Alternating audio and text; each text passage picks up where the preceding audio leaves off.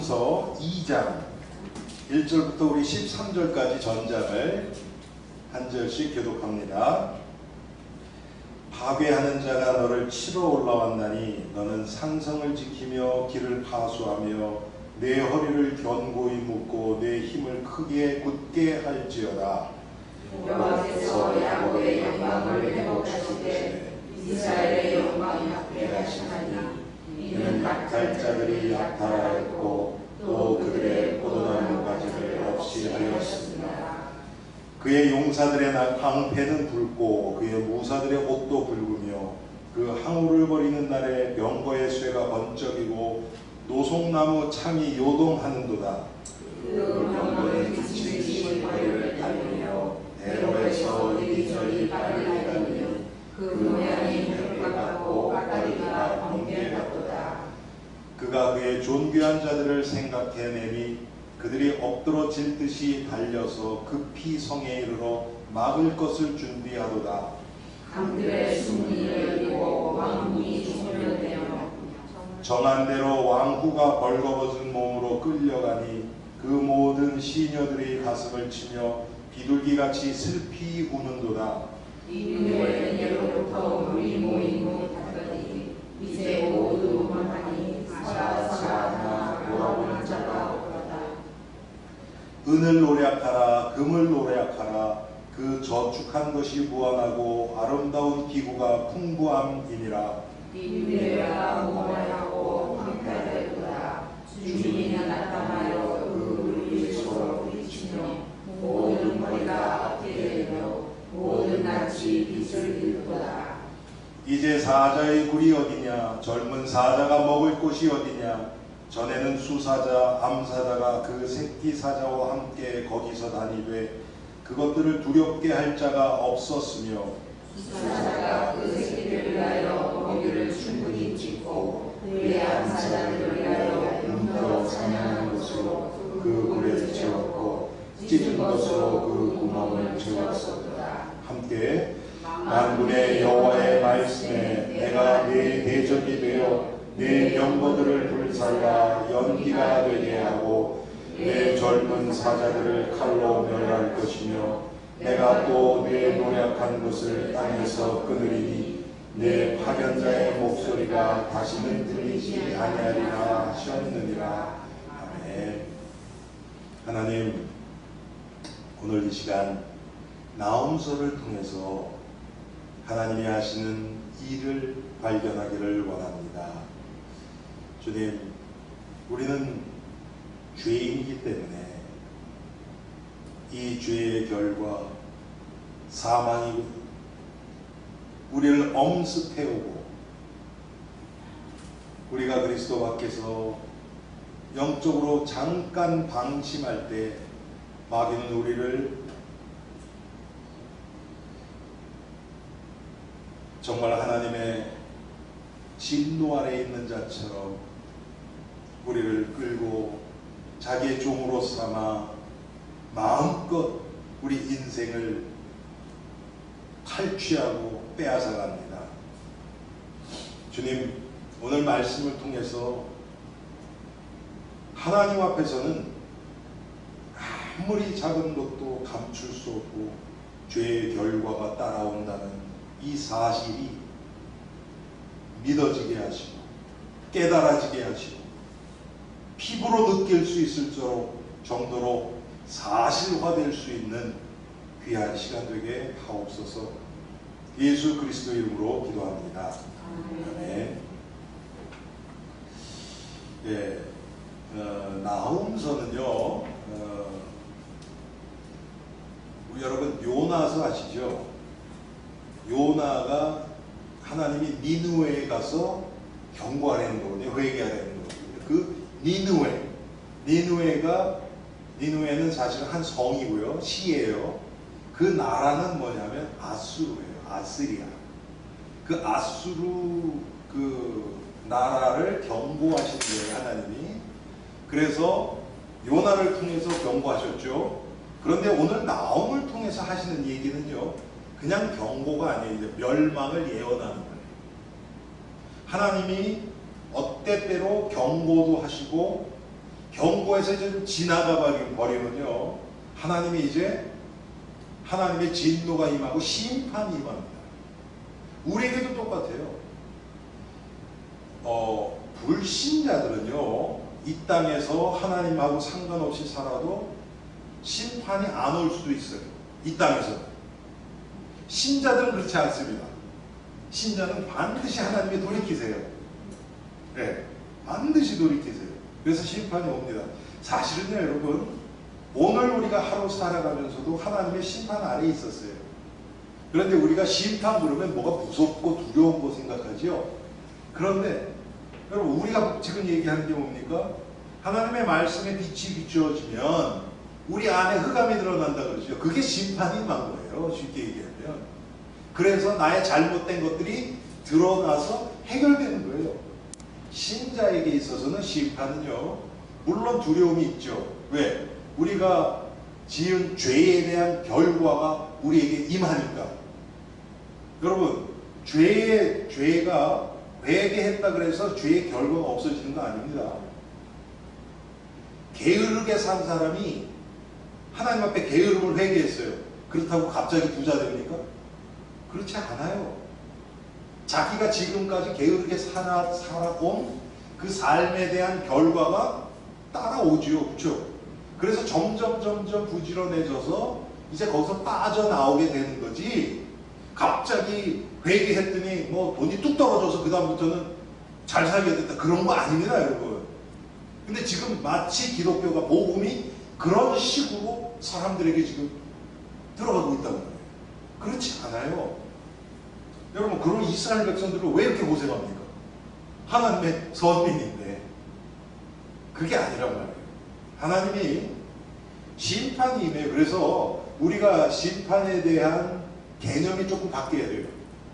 저도 심판 그러면 되게 두렵고 그랬었는데, 아니에요. 그게 우리에게 있어서는 그게 우리를 돌이키기 위한 하나님의 사랑의 손길이에요.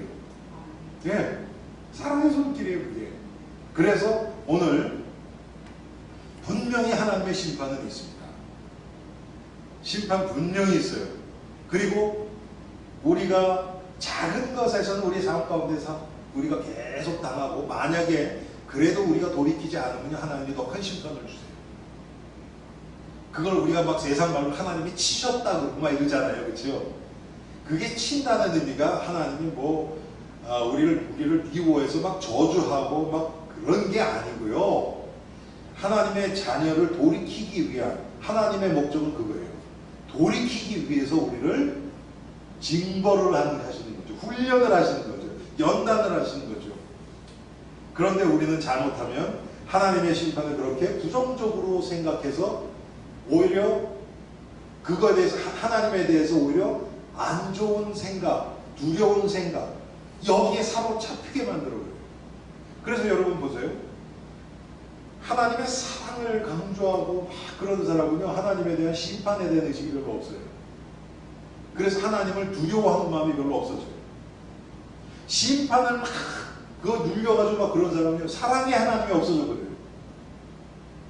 여러분, 둘 다 맞는 거 아니죠? 하나님의 사랑과 공의가 같이 깨달아져야 돼요. 그래야 우리가 죄에 빠지지도 않으면서 또 하나님의 사랑도 놓치지 않아요. 여러분, 하나님의 사랑이 깨달아지지 않으면 우리가 어떻게 전도합니까? 그렇죠. 좋으신 하나님이 아니에요. 그러면 두려운 하나님이지. 여러분, 두려운 하나님의 그 개념을 가지고 여러분 전도가 되겠어요? 물론 그렇게라도 하나님 사용은 하실 수 있어요. 그런데 하나님이, 그건 한쪽 하나님이잖아요.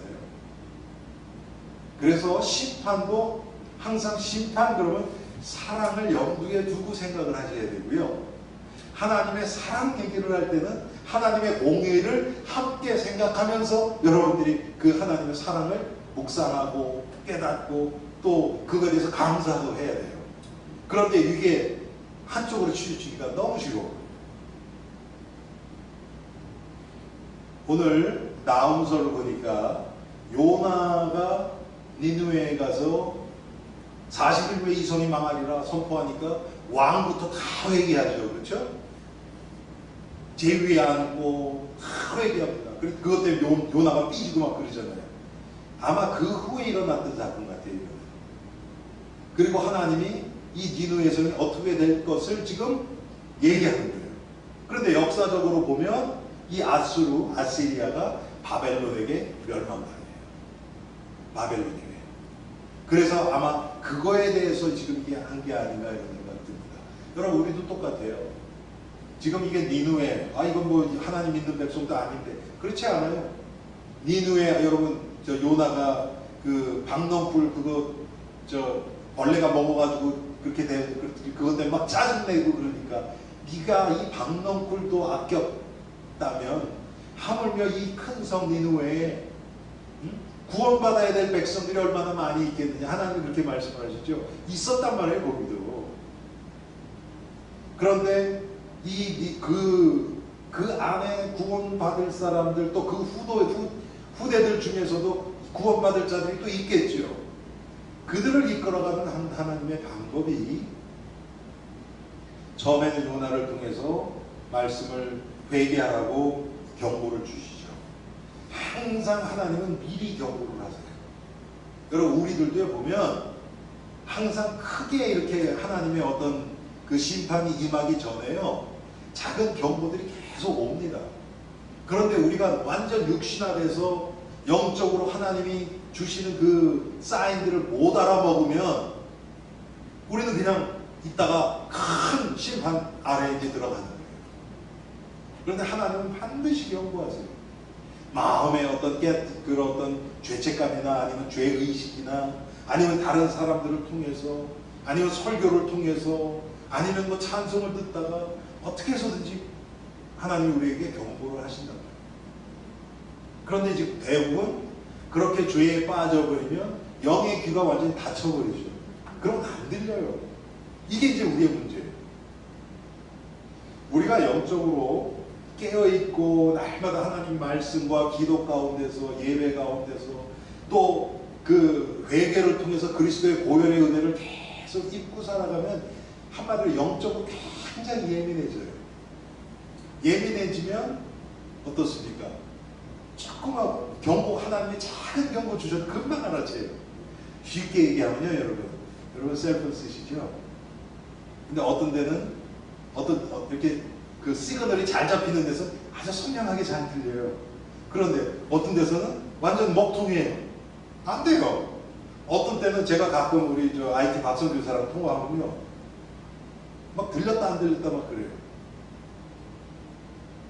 그러면 막 중간에 끊어진 어떤 건 알아듣고 어떤 건 못 알아듣고 그런단 말이에요. 우리가 하나님의 음성을 그런 식으로 알아들어요.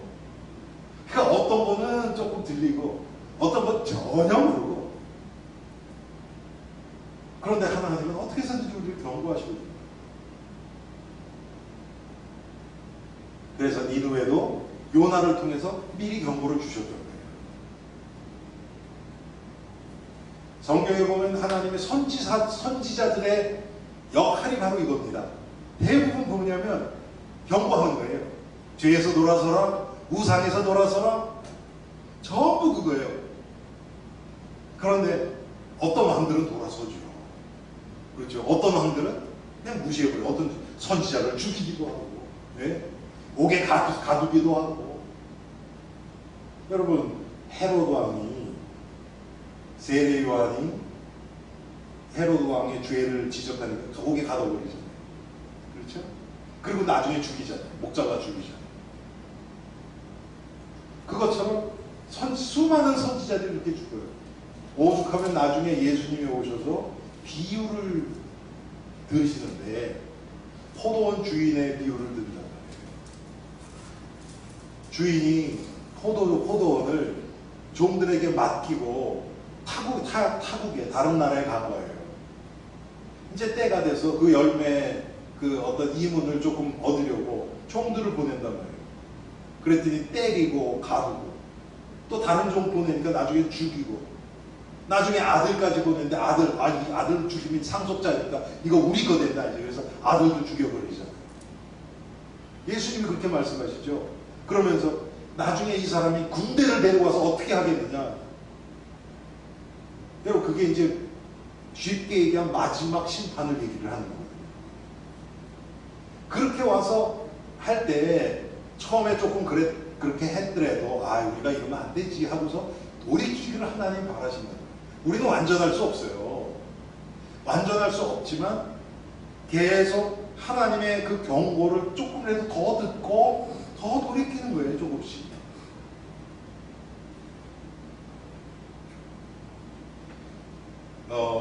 많은 성도들이 삶 가운데서 하나님의 심판을 보지 못하기 때문에 심판 그럼 뭔가 막연해요. 그냥 구원을 받은 자라면 그래 죽은 다음에 최후의 심판이 있는 거 그건 알아요. 그런데 그거 외에는 하나님의 심판을 거의 잘 몰라요. 그렇지 않아요. 내가 조금만 불신앙하면 그거에 대한 심판이 옵니다. 죄의 결과로 나한테 오는 거예요. 삶이 안 사라지고 마음이 뭔가 불편하고 행복하지 않고 괜히 이상하게 짜증나고 그것들이 하나님이 지금 나에게 경고를 주신 거거든요. 그게 작은 심판들이에요.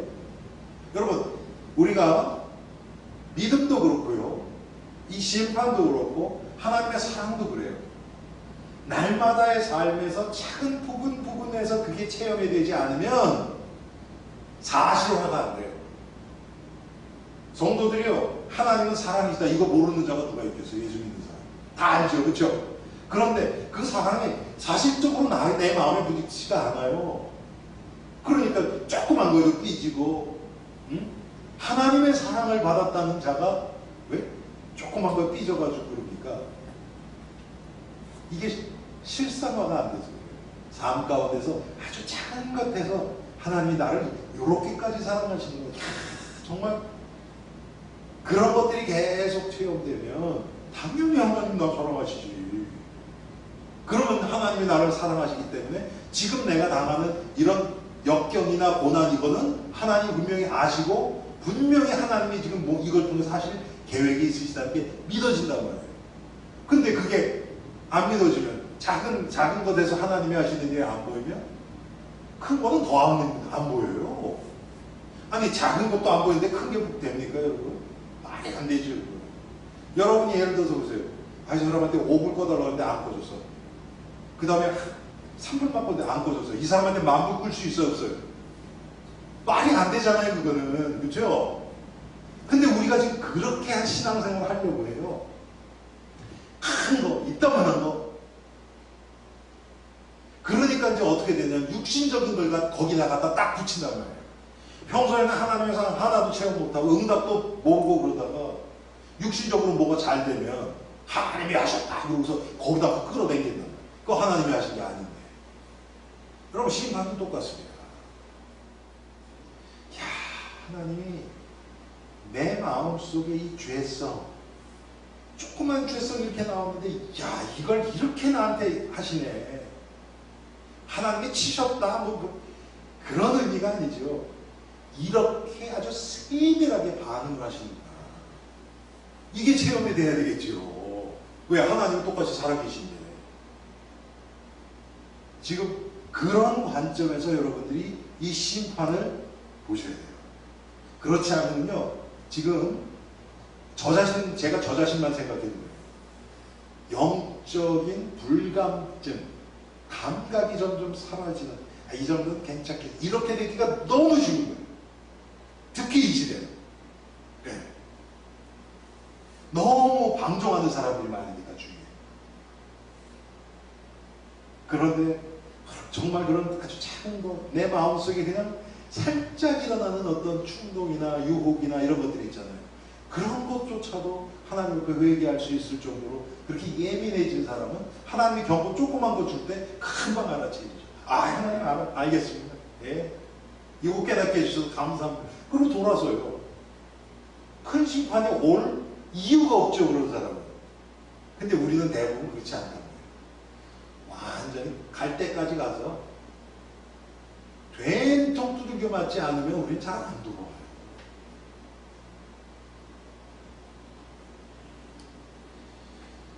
여러분, 심판 그러면 항상 종말을 생각하는데요. 물론 당연히 그때 와요. 그런데 여러분 한번 솔직하게 한번 여러분 자신한테 평소 때 마지막 그 종말 별로 생각 안 하잖아요, 우리. 그렇죠? 왜 그렇습니까? 날마다 하나님의 심판. 그게 뭐냐면 하나님의 나라가 내가 작은 죄성에 나온 그것이 깨달아져서 회개하게 되고 거기에 하나님의 나라가 임하는 거거든요. 내 마음속에. 그 죄성으로 물들어 있던 나의 마음 한쪽 구석이 이제는 그리스도가 다스리시는 하나님의 나라가 되어지는 거예요. 이게 날마다 깨달아지는 사람이 결국은 마지막 최후 종말 심판, 이게 사실적으로 믿어지는 거지. 그냥 우리 다 알아요. 아니 뭐 예수 믿는 사람 중에서 죽은 다음에 한 번 죽는 사람이 정하신 것이 그 외에는 심판이 있으리니, 이거 모르는 사람이 누가 있습니까? 죽은 다음에 당연히 있는 거 다 알죠. 그런데 머리로는 아는데 그게 내 삶에는 하나도 적용이 안 돼요. 그러니까 뭐 죄 지면서도 두려움도 없고 하나님 두려워하는 마음도 없고 이렇게 되어버리죠. 그런데 여러분 오늘 2절을 한번 보세요.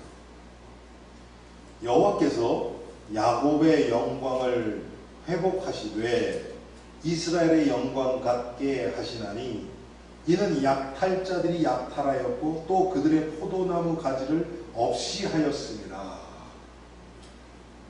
자, 야곱의 영광을 회복하기 위하여 이스라엘의 영광 같게 하시나니, 그래서 하신 게 뭐냐면 약탈자들이 약탈하였고 또 그들의 포도나무 가지를 없이 하였대요. 이게 도대체 무슨 뜻입니까? 하나님이 심판하시는 것은요, 다른 것이 아니라 택한 자들을 위해서 하신 거예요, 지금. 불신자들은 심판받고서 최후의 심판받고 지옥 가는 것밖에 없어요. 많은 경우요, 이 택함받지 않은 불신자들은 이 땅에서 하나님이 심판을 안 하고 그냥 내버려둬요. 그 사람들이 가장 저주받은 자예요. 그 신학적으로 유기라고 해요. 그냥 내버려두는 거예요. 여러분 자녀들을 야단치는 것도요, 어느 정도까지 될 때나 야단치지, 완전히 이제 도가 지나치잖아요? 그럼 어떡합니까? 야단도 안 쳐요, 그때는. 그래, 네 맘대로. 그렇죠, 여러분? 그래서 여러분, 야단 맞을 때에 감사하세요. 하나님의 관심이 있는 거예요, 그게.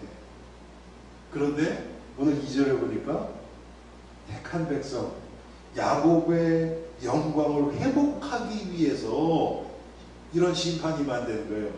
여기서는 지금 약탈자들이 약탈하고 포도나무 가지를 없이 하고,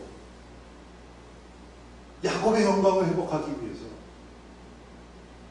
여러분, 이때 이거 당하는 사람들 입장에서 육신적으로는 그게 영광이라고 생각하지 않죠. 뺏기는 건데. 그런데 하나님은 지금 하나님의 택함을 받은 야곱이 원래 하나님의 의도대로 하나님이 주시는 그 영광을 회복하기 위해서 지금 이렇게 하신다는 거예요. 그러니까 그 시편에 뭐라 그럴까? 고난이 내게 유익이라. 유익이라는 거예요.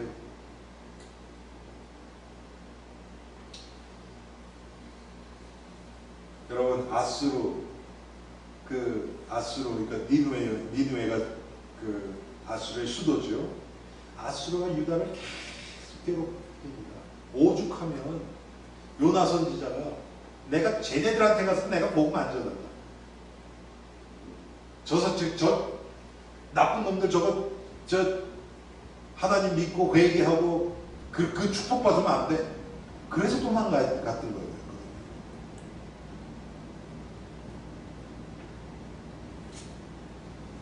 그때 유다는 이건 뭐 완전 거의 꺼져가는, 나라의 구분이 거의 꺼져가는 그런 시기였단 말이에요.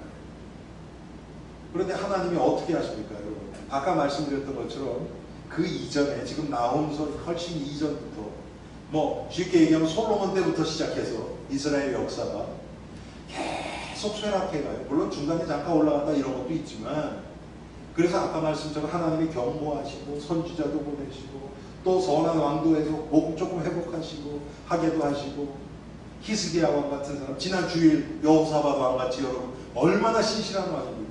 그랬는데 또 그 안에서 또 아달랴 같은 또 여인 때문에 또 그렇게 또 임하고 우상에 빠지고 그 아들까지 이렇게 된다고 그래요. 계속 경고하다 안 되니까 제가 가끔 말씀드리죠. 어느 순간 딱 되니까 하나님이 이제는 예레미야 때 그때 이사야 에레미야 그때부터는 어떻게 합니까? 너희들 이제 바벨론에 항복해. 안 되겠다 이제. 너희를 완전히 바닥에 팽개쳐서 바벨론이 한 70년 포로생을 푹 하고, 그렇게 안 하면 너희들 돌아서지 않는다. 하나님이 그렇게 하신다는 거예요. 그래서 바벨론에 70년 동안 정말 나라도 없이 고생하다가, 그런데 여러분 하나님이 하시는 거 보세요. 그 고레스 왕, 하나님 믿는 자도 아니에요. 네? 고레스 왕 때 어떻게 합니까? 유다 백성들 보고, 야, 너희들 가서 너희 그 성전 재건해. 또 느헤미야 같은 사람들이 또 그 소원을 하나님이 주셔서 또 왕에게 또 환관장이었거든요, 느헤미야가. 그래서 또 왕에게 그 환관장은 뭐냐면, 여러분 애굽의 출애굽기에도 술 맡은 관원장 나오잖아요. 그게 뭐냐면 술 갖다 이렇게 공급하는 그것도 있지만, 왕이 술 마시고 싶을 때 같이 술 마시면서 술 권하면서 하는 말 친구도 이 의미도 있단 말이에요. 그러니까 왕의 친구의 개념도 있는 거예요, 그게. 그런데 느헤미야가 어느 날 딱 봤더니 그냥 수심이 가득 찬 거예요. 야, 느헤미야, 너 무슨 일이냐? 고레스 왕이 물어보는 거예요. 그랬더니 사실 내 마음속에 이 부담이, 큰 부담이 하나 있습니다. 그게 뭐냐? 내가 유대 민족인데, 응? 내가 내 나라에 가서 나 하나님 섬기는 사람인데 하나님의 성전이 그렇게 회파됐습니다. 그게 너무 마음이 아픕니다.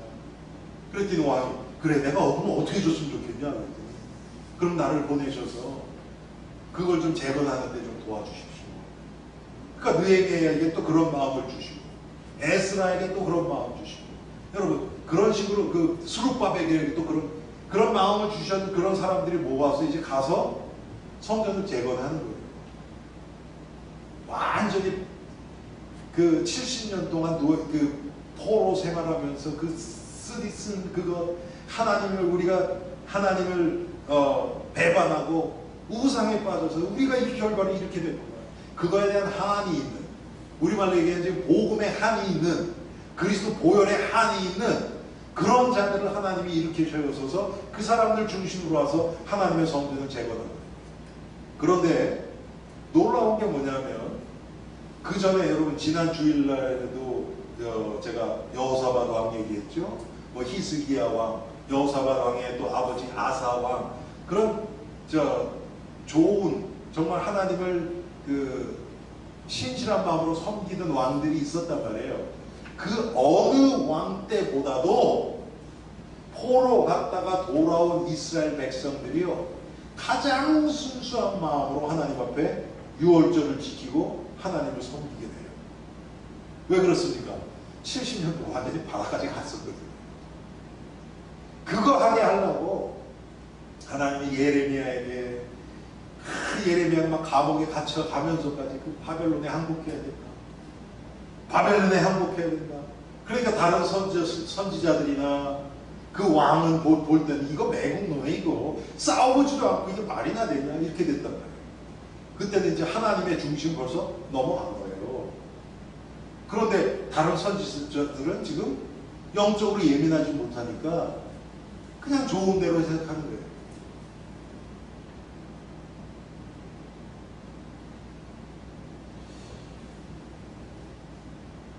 그래서 하나님이 심판이 임한 겁니다, 쉽게 얘기하면. 그런데 그 심판은 다시 회복을 위한 심판이에요. 네. 항상 하나님이 하시는 일은 회복을 위한 심판이에요.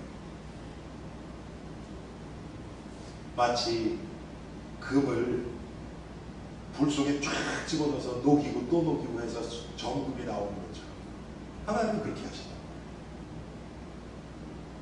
여러분, 우리가 우리 스스로 조금 노력해서 뭐가 되어졌다 그러면요, 왜 은혜가 필요합니까? 은혜가 필요 없죠. 정말 이건 나는 할 수 없다. 이건 내가 할 수 있는 게 아니다. 내가 할 수 없기 때문에 하나님 정말 우리를 불쌍히 여겨주세요. 긍휼을 베풀어 주옵소서. 그런 마음으로 하나님이 기도할 때 그게 되어졌다. 하나님이 하신 거 아닙니까? 하나님 그걸 원하시는 거예요. 그래서 제가 그 주일 대표 기도할 때 가끔 그런 기도하지요. 하나님, 엘림교회 정말 사람 드러나지 않고 예수님만 드러나는 교회가 되게 해달라. 왜 그러냐면 사람이 드러날수록 하나님이 하시는 일이 감춰져요.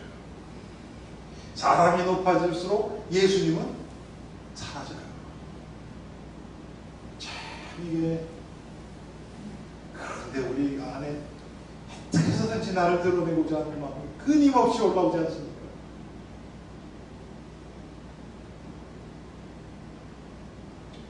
삼 절부터 이렇게 쭉 보면 여러 가지 모양이 나옵니다.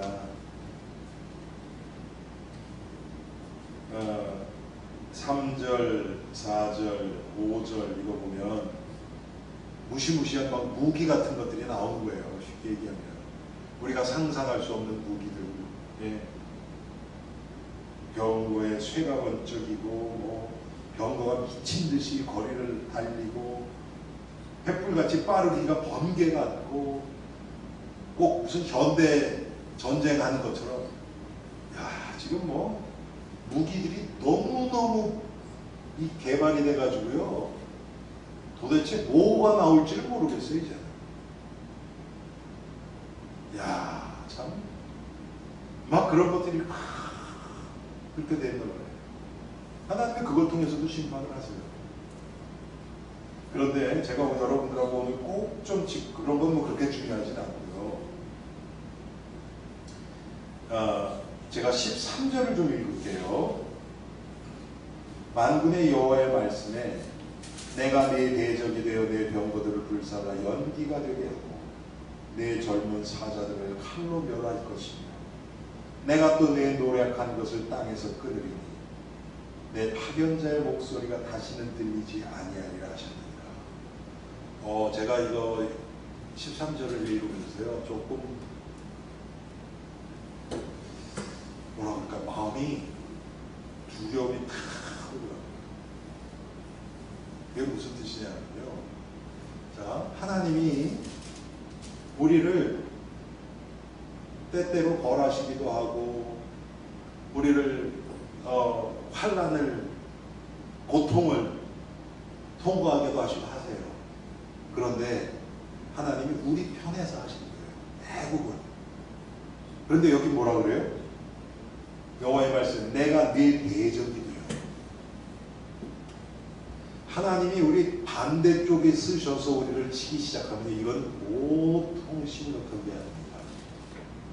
우리를 버리신다는 의미는 아니겠죠. 우리가 구원받았다면.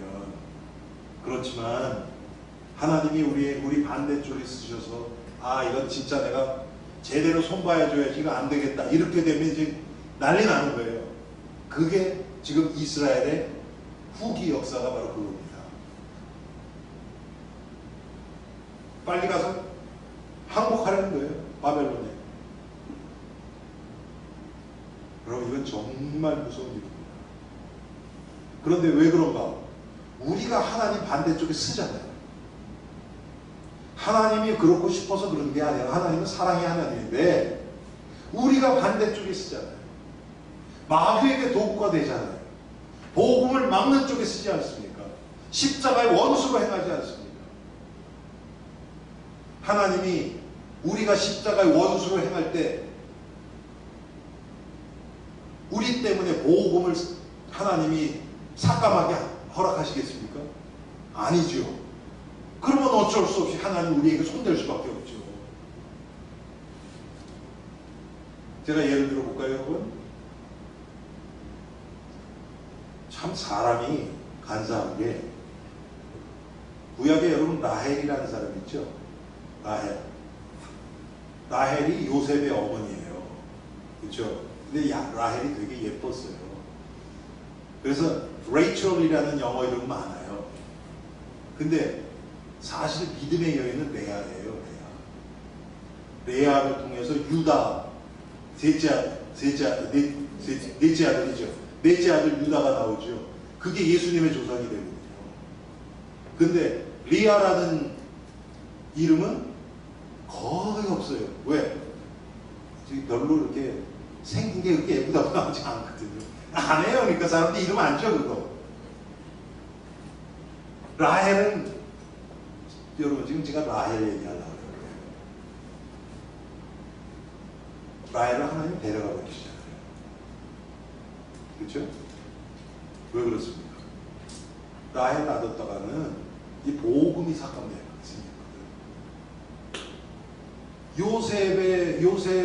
요셉을 통해서 하나님이 큰 계획을 갖고 계셨죠. 그러니까 요셉이 믿음으로 성장을 해야 되는데, 라헬이 옆에서, 여러분 보세요. 라헬이 어떻게 요셉 가졌는지 아시잖아요. 아들이 없어서 막 오만, 진짜 좀 세상 말로 생쇼를 하잖아요. 예? 그러다 결국 자기 여종을 통해서 막 또 아들을 낳고 비라를 통해서, 그러다가 마지막에 하나님이 라헬을 불쌍히 여기셔서 요셉을 주시다. 그런데 이 라헬은 어떤 자였습니까?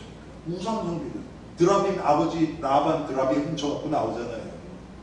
그런 여인이 요셉 옆에 있으면, 여러분, 야곱은 부인이 넷인데 요셉만 이렇게 하기 힘들잖아요. 그러니까 하나님 데려가 버렸어요. 그게 라헬에게 있어서는 축복이 아닙니까? 그게. 그렇죠? 여러분, 그런 축복은 별로 받고 싶지 않죠, 근데 그게 축복이에요. 하나님이 이렇게도 손을 대신다고요. 그런 자들이 많이 있죠, 성경에 보면. 그걸 하나님의 어떤 진노로만 생각하지 마시고,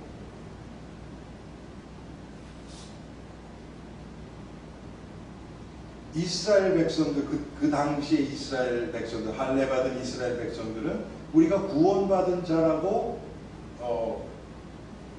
뭐라고 그럴까, 그렇게 감안을 해요. 예를 들어서 보세요, 여러분. 그 다윗 왕 때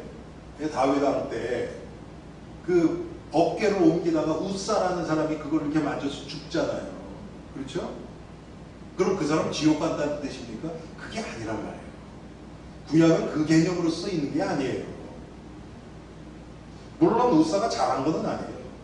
우리에게 교훈을 주시기 위해서 그 사건이 지금 기록되어 있고, 하나님이 우사가 그런 생각에 들어서 하나님의 죄를 잡으려고 하고 하는 마음이 들게 해서 죽게 하셔서 우리에게 지금 교훈을 주시는 거거든요.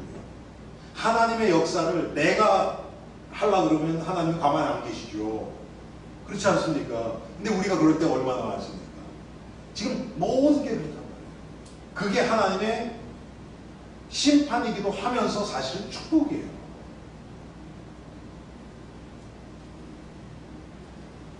그래서 하나님이 한번 맘먹고 이제 딱 이게 구원의 역사 안에 다 들어가죠. 구원의 역사 딱 일으키시면요, 아무도 막을 자도 없고 변경시킬 자도 없고.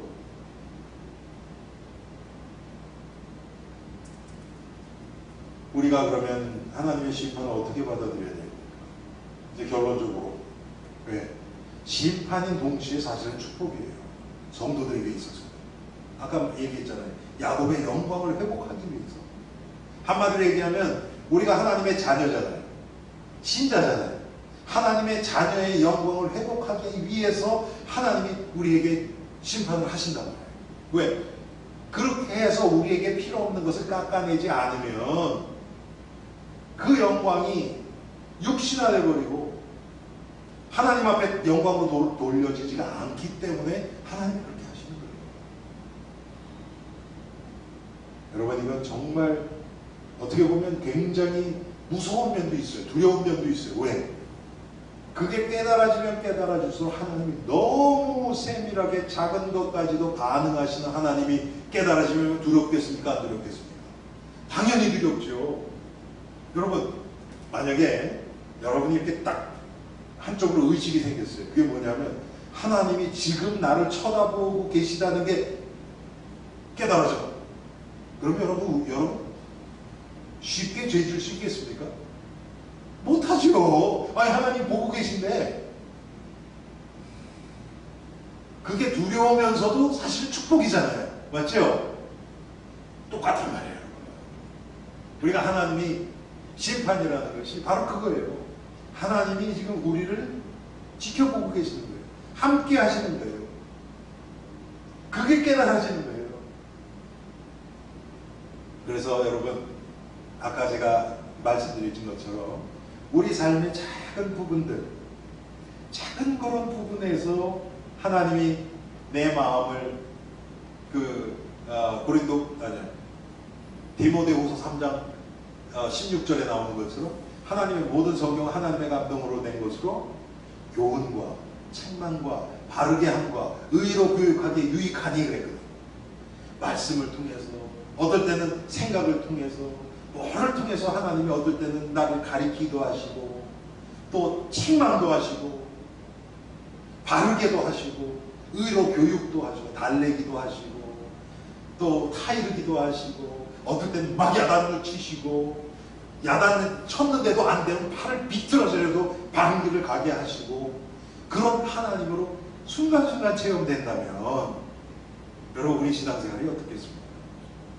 아주 살실적이죠. 제가 고등학교 때, 그때 이제 막 부흥회 시대 때 학생 수련회 부흥회 하는데 강사님이 한 분이 그런 얘기 하시더라고요. 시골의 어떤 장로님의 은혜를 받았는데 항상 주님이랑 동행하는 그 생각 가운데 사시는 분이에요. 그래서 그런데 이분이 그 길을 가는데 한개 논두렁이 있잖아요. 자기는 논 밑으로 내려가서 간대요. 왜? 논두렁이는 예수님 가져야 되잖아요. 그래서 자기 밑에 내려가서 간대요. 여러분, 그 정도로 사실적으로, 정말 물론 그렇게 하라는 얘기가 아니고 그 정도로 사실적으로 우리가 예수님이 나와 동행하심을 체험하고 산다면 어떻겠습니까? 신앙생활이 지금 같지 않겠죠. 네? 그걸 도와주는 게 뭐냐? 하나님의 심판이에요. 하나님의 심판이 성경에 우리 무서워라고 써 있는 게 아닙니다. 우리를 더 사실적으로 하나님이 우리랑 교제하고 싶어서 더 사실적으로 사람 만났는데 그냥 건성으로 딴짓하고 있다. 그럼 그 상대방이 어떻겠습니까? 근데 우리가 하나님께 그렇게 하고 있거든요. 예배 드릴 때도, 교회 와서도, 성경 읽을 때도, 기도할 때도 정말 온 마음을 다해서 못할 때가 얼마나 많이 있습니까? 그러니까 하나님이 때때로는 우리의 이 주의를 끌기 위해서 심판으로 그렇게 하신다고.